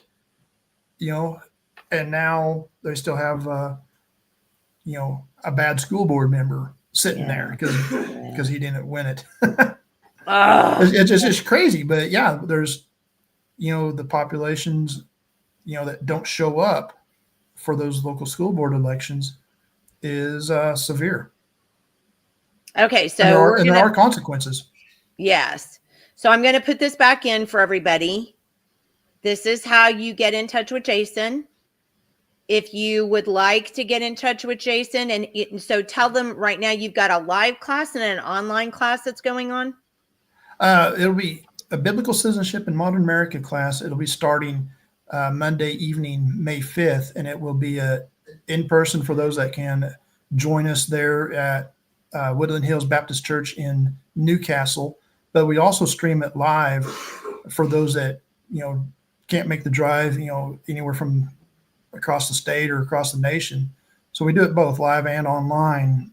Okay, so I'm writing this down so I can put it in the article. So May 5th, Woodland Hills Baptist Church in Newcastle. What's the time and it's biblical citizenship? It's going to be the biblical citizenship class. It's going to start if you get there about 6:15, 6 o'clock, you'll be able to get in on the bonus video, and class will actually start at 6:30 to 8:30. Okay. Well, I'm just going to tell everybody 6. Yeah. And I think I sent you the link and the registration link with that Oh, you did. You did. previous video. You Yeah, did. so- I've got it right So here. you can go in there and register for the class. Okay. So, and as the class gets closer and closer, we'll continue to send out email reminders of it, and also give you, for those that are going to be joining online. I haven't actually got the online part of it linked up yet, but I will have that link in an email going out to everybody as in the coming weeks. Okay, so here's if you want to write it down, I'll leave it up there, but I'm also going to put it, when I put the actual article up on the website about our interview today, I will add that in there along with the other links.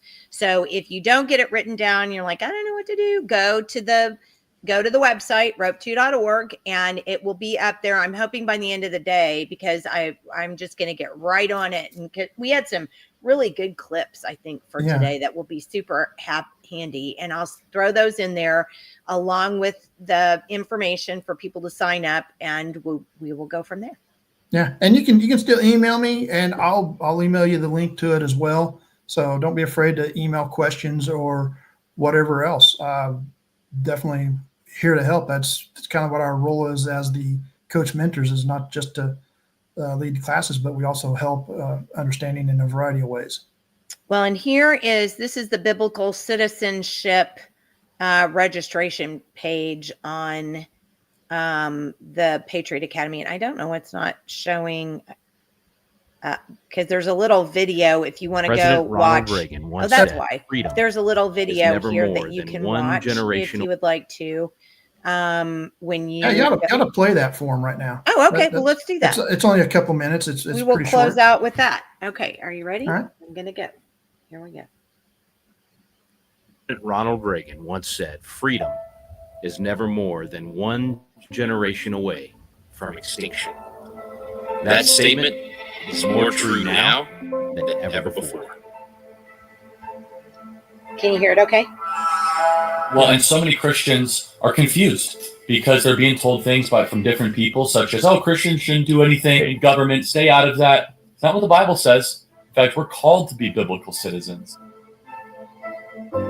Biblical principles are what produce freedom of society, but you won't have biblical principles in society in which you don't have citizens with a biblical worldview. The truth of the matter is most Americans don't have a biblical worldview, which means that they have to draw on, or they've chosen to draw on, other worldviews that are available to them. The further we move away from biblical principles, the further we move away from liberty and freedom. Remember in the Old Testament, after the scripture had been hidden for so long and it was brought out and it was read before the people, the people wept with joy. That's right. Because there's freedom in law. I found over the years that the only really reliable matrix to reality is the biblical blueprint. We've relegated to say, look, politics is dirty. That's what pastors say. Politics is dirty. I don't do politics. Well, the church is dirty. What's your point? There's so many people today that are educated at institutions where they come out as secular humanists. Yeah. And so there's no fear of God. If you're a Christian, a person of faith, you must care about what's happening in our culture. You must get involved in voting. So the Constitution is so unique. It is the only Constitution that actually limits government. So in other words, if you put bad people into a broken structure, you're going to get bad results. If you have a bad system, you elect good people, they go into a bad system, you're still going to get a bad result. The founders knew this nation was already very diverse, and federalism allows that diversity to flourish. And you begin to love what God loves and hate what he hates in the scriptures because your heart is lining up with the heart of God because of the gospel.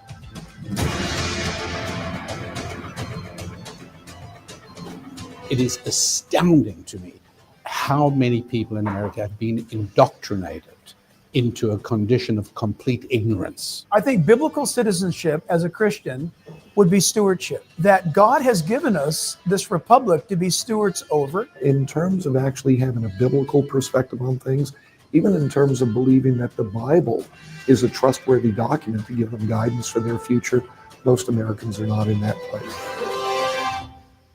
As people are experiencing tyranny, they're asking why, what has happened? And there's just this feeling of being lost right now and not knowing where to turn. And you just gave us the foundation. This is truth.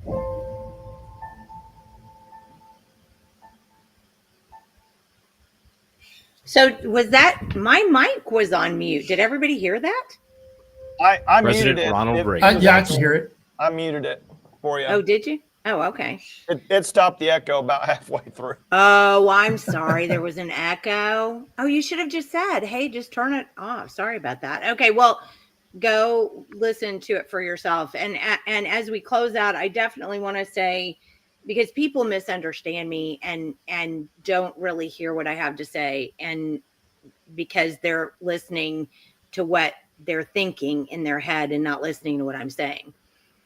We as Christians, and I am a Christian, we as Christians have got to engage in politics. I mean, we have to.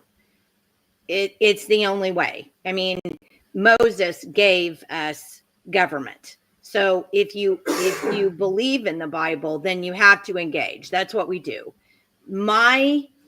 Where I come to loggerheads with some people is this: the government can't direct religion. Religion can and should direct the government, but we Correct. do that through putting people in place who have a biblical worldview, who will go and do what they can to limit our government to the Constitution that was created. That's what we're supposed to be doing.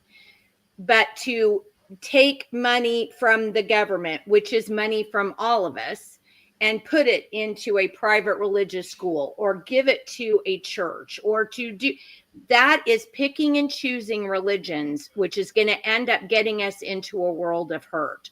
The government should be separate from the church. But the reason government should be separate from the church is because we can't have the government directing religion. Religion must direct the church. That's what Bonhoeffer said so eloquently. Well, actually, Eric Metaxas said that so eloquently in his book. So we have to get the separation in the right sense, right? So it's up to us as citizens to direct how biblical our government is, right? And so Christians have to engage in government. That's what we have to get elected to public offices and try to get appointed to these boards, because that's the worldview that's going to give us the freedom to act as individuals in this nation under our Constitution. But we can't interpose them. We can't juxtapose them. So I hope that made it. I hope that made sense. Actually, Stephanie said, good, perfectly said, good. And she said, I'm glad you clarified, because I was confused when you spoke earlier, but good, beautifully. Thank you, Stephanie. I appreciate that. But that's where we need to be. And that's why I strain when we try to get the government involved in religion. That's why I strain against it 100%, because we're doing it the opposite way. The government can't be involved in religion. Religion has to be involved in the government. There you go. Yep. And I got that from Eric Metaxas. Yeah. So yeah, absolutely. Sign up, join us for the class, go to the Patriot Academy website, find a different class if it fits you better. That's closer to you. If you want to attend one locally, you can definitely search for classes, and then sign up and become a host or a coach. Go out into your community and continue to educate others. You're going to learn. You don't have all those skills right away, but you're going to learn as you go with them. So if you've never watched the video, say, hey, I got this new video on biblical citizenship and the Constitution. Hey, come on, let's watch this together. Let's all learn together. That's what it's all about. Well, Jason, God love you. I sure do appreciate you coming on today and telling us about this. And we had a nice audience, and I'm just hoping that people will spread this information around and will join up and will learn the Constitution. And thank you so much for being willing to bring this information to us. And we'll try to stay in touch. And when you've got something else new, let us know, and we'll slap it up here and put it as an event. Sounds good. I'll send you once I get a class set up for an in-person. We're going to be doing Letter to the American Church, Eric Metaxas's book. We're going to be doing that one on Sunday, May 4th at the church. Perfect. But it's just going to be an in-person. It's not going to be a live stream class. That's wonderful. He's a wonderful writer, and I love that man very much. Thank you. Thank you again, Jason. God bless you, and we appreciate you being with us. Yeah, thank you. Thank you, Michael. Thank you, Jenny. Sir. Thanks. Have a great weekend. You too. All right, bye. Bye. I really hope, and Stephanie's been through, she says we've been through 2 different Constitution courses. You can never get enough. I'm so glad you were on today, Stephanie, because that really helped. Also, John said Running into the Fire by Terry Hasdorf is a good book on religious people running for office. So that might be, another something. What am I trying to say here? Resource. That was what I was trying to say. Resource for those of you who want to. And again, I'm going to, along with the Patriot Academy, I'm also going to pimp our favorite book. Yeah. It's easy to find. And again, super easy and fast to get through. I thought that was I was so happy we had Jason on. I really don't see how we're going to get any better than where we are now if we don't go to these people and say, you can't do that. See, the Constitution says in the 4th Amendment, blah, blah, blah. You know what I'm saying? Yeah. I just hate the fact that I don't know, who you blame or point the finger at, whether it's big government or little government or what, but I just hate the fact that the Constitution, government class in general, civics class in general is non-existent literally in today's education. I just hate, that should be, in my opinion, the foremost, studied thing possible from K through 12. It should be a part of every one of those years. But let me point this out. So if you don't believe in conspiracy theory, okay, but just try this on for size. So if you were a Marxist, and I don't even want to get into the argument. My belief obviously is that the devil is behind everything that's bad anyway. But if you're a Marxist or a communist, and you want the world to be an autocracy, basically, right? You want it to be a tyranny. Yeah. Do you teach religion? Do you teach the Constitution? You couldn't. Yeah. And you literally couldn't do that, because then people would have the knowledge to be able to refute your nonsense. Yeah. So I don't know how you can't really, there's so many people who are like, I don't believe in conspiracy theories. Well, okay, but let's just look at that one example. Why do you suppose it's not taught in schools? Why do you suppose we don't make that a big deal? Yeah. Well, it's definitely organized. It's organized against us. It's organized against educating these kids, no doubt about it. And then, just like we were talking last show and the show before that, who is the main sponsor basically in education? It's the left. That's who pretty much controls education and has for quite a, they're only getting stronger and stronger in education over time. I don't. And then they do the crap like, they release this organizational civics or action civics, as they call it. And they make it sound like they're actually trying to do something to get civics. And all it is teaching them how to go up and whine at legislators about why they need more money for social programs, or why they need, that it's stuff directly meant to directly oppose the freedom and the liberty that's found in the Constitution of the United States. Yeah. And again, I think I may cut that part out where you were talking about the Constitution and why this idea of going, well, I'm going to get to the Supreme Court to get the state to pay for private schools. Why that's bad? Why if the Supreme Court rules against our state constitution, because they only use case law now, how many other states are going to fall? Their constitutions are going to fall. So then what do we have? We have a one world government, right? Yeah, I mean, that's where it's leading to. That's ultimately this is like the first real major stepping stone of overriding a state constitution right here, going up in this deal. And you know, they've rallied. I mean, I'm a Christian, you're a Christian, but they've rallied the Christian troops in the good. I mean, yeah, my kid has, I've got private educated kids. I pay for that. I don't have the state funded, you know, I don't take the state money. My oldest was at OCS all 12 years, you know, of his education. I believe in Christian education, but that's my responsibility. That's my choice to put my child in that. And I'm responsible for that. I don't put that on anybody else.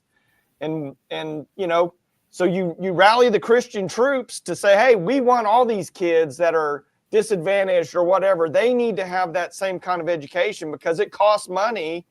And, you know, yeah, for the good of it, sure. What I would say is, why don't you go out there and start raising money, create grants, create partnerships within all these churches to create scholarships and find kids that can, you know, get into that system. You know, there's other ways to do it besides just flat out just. Well, it's extraordinarily hypocritical. Yeah, we're going to pay for it. Yeah, it's extraordinarily hypocritical. And that's what I absolutely detest about it. You want to tell me that the Constitution is above all and you know, we love the Constitution and we're Christians, but by God, we're going to make sure that the Supreme Court overthrows our state constitution because we have the feels. I mean, it's so hypocritical. And yet they do it anyway. And then they get mad at me. And I guess now you, since you just came, you know, out and said that, they get mad at me because, you know, well, how dare you say that? We need to be, it's our tax dollars. And you're like, yeah. You just went from, well, we're self-sustaining and we're Christians and we're to, well, the government needs to do it for us because, you know, they're stealing our money anyway. Yeah. We never back up to say, no, what we need to do is make the government make those schools work. That's what we need to do. Yeah, 100%. 100%. But we don't want to make the government schools do what they're supposed to do. And our legislators don't because they have no backbone and they've got their superintendents calling, well, we need more money. We need more money. We can't do this without money. And so they just keep throwing. Remember what Bullard said?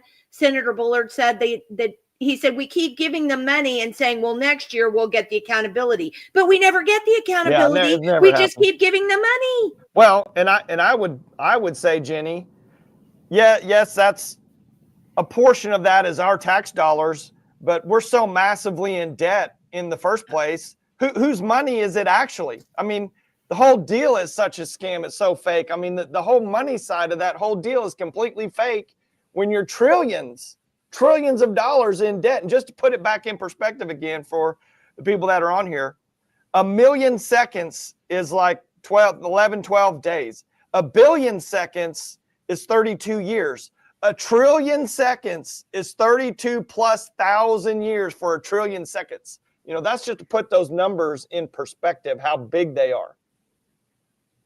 Well, and then John says throwing money at a problem doesn't fix the problem. No, what fixes the problem is being self-sufficient, is telling the government, you know, I'm going to do it on my own, not saying, you know, well, I want the right and freedom to be able to do this. And we need to follow the constitutions and Christians need to get into office, but we need to make the Christians have Christians make the government do this for us. We have to make them give us a tax break. We have to make them do this. We have to, and it's completely hypocritical. It's speaking out of both sides of your mouth and then demonizing people like us who are just telling the truth and saying, yeah, but this is what you're doing, you know, and they don't want us to call them out and tell them what they're doing. I mean, they get mad and get off, or they've said their piece and, you know. Well, do we need to hit 244, SB 244? Oh, yeah, let's do it one more. Sarah's put a comment twice, and then we had a couple more comments. I don't know if you need to hit that. No, well, and I was kind of saving that for the end, and you're right, but I do want to put up what Roberta said. I'll say it again. Education in Oklahoma is a $4 billion industry. Notice the word she uses there. Industry. Education hasn't been about our kids for a long time. And so it's SB 224. And I'm with Lisa, and you and I, Michael, have said this for 100 years. The only thing that really makes an impression on the public school system is people pulling out their kids, because butts in seats makes the money. If you really want to make a public school mind, take your kid out. That'll fix it. All right, so let's go back to, here's Sarah's original one. SB 224, student data, creating the Oklahoma Education and Workforce Statewide Lunch Database, be heard in the House AB Education Committee, Monday, 4/7, 10:30 a.m. I will go ahead and send everybody on that committee all of the information to the interim study that Rope did for the House in 2013, where I did all of those endless diagrams that I keep trying to post everywhere, so people will go, oh my God, is that really happening? And you go, yeah, it really is happening. So I'll send that all to them. And hopefully that will help. But yes, I mean, this is obviously. And that's just another aspect of that disempowerment, where if you just accept the surveillance, now they're just going to, they're going to open the door to more and more and more in this avenue and that avenue. Yep, absolutely. I'll say it. Like Roberta said, we'll say it again. All right. Well, we are coming up on our 2-hour whatever thing. We have an original hour show that's turned into a 2-hour show. Before long, Jenny, we'll be about a 4-hour show before too long. No, I don't even think our hardened, wonderful, phenomenal viewers who stick with us will ever. And Jason says, thank you, Jenny and Michael, for allowing me to join you this morning. There is a requirement that schools provide education on the Constitution. We have presentations for that and other curriculums, so please don't hesitate to contact me about the other programs Patriot Academy has to offer. Thank you very much. And Roberta says everybody needs to look at the second part of that bill. And yes, back to what Jason said at the end there. Yes, our Constitution says that we must provide a form of education unless this is our homeschooling clause, unless it is provided by other means, the state must provide one. And so, yes, the state must steal our tax dollars to create an education, but we have the ability to fix that. We just have to do it in the proper way, and that's by actually fixing the problem and not doing something different and leaving the problem to fester. Okay. The bill creates a line item on appropriations. I didn't notice that. I'll have to go back and look at that. This bill is going to cost us a lot of money. Okay. So don't forget, look up Senate Bill 224, and it's going to be heard in the Education Committee. That's right. It's going to be heard in the Education Committee. So anything exciting for this weekend? Working on cars. Oh, well, there's not going to be much else to do because I think it's going to do all of this Saturday. So I'll probably be doing something inside as well. So yay for that. But then Sunday it's supposed to be nice, and I've got to get out and get carrots and beets in. Yeah. Behind on that. So, all right. Well, thank you everybody for joining us. Michael, I think you're the best. I'm so blessed to have you for my podcast mate. And I appreciate that so much. So glad God gave me you.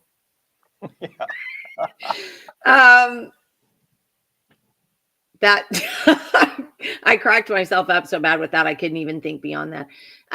Anyway, everybody have a great weekend. Thank you so much for being with us. We really appreciate it. On Wednesday of next week, we're going to have the new Oklahoma County Republican chair with us, Kayla Blount. You've seen her before. She's been on this show several times talking about insurance. Well, she's going to come in on Wednesday and talk about being the new chair, Republican County Republican chair for Oklahoma County. So we'll talk to her. And then on Friday, we have Visit coming in. She's actually going to be with us 2 times this month because we can't get her to stop researching. Yeah. So if we could just get her to dial it back, maybe we wouldn't have her on so many times. But she's got so much to talk about that we're going to have her on twice. So next weekend, it will be Caleb Loud, or next week, it'll be Caleb Loud on Wednesday and Mary from Visit on Friday. So please make sure to be with us.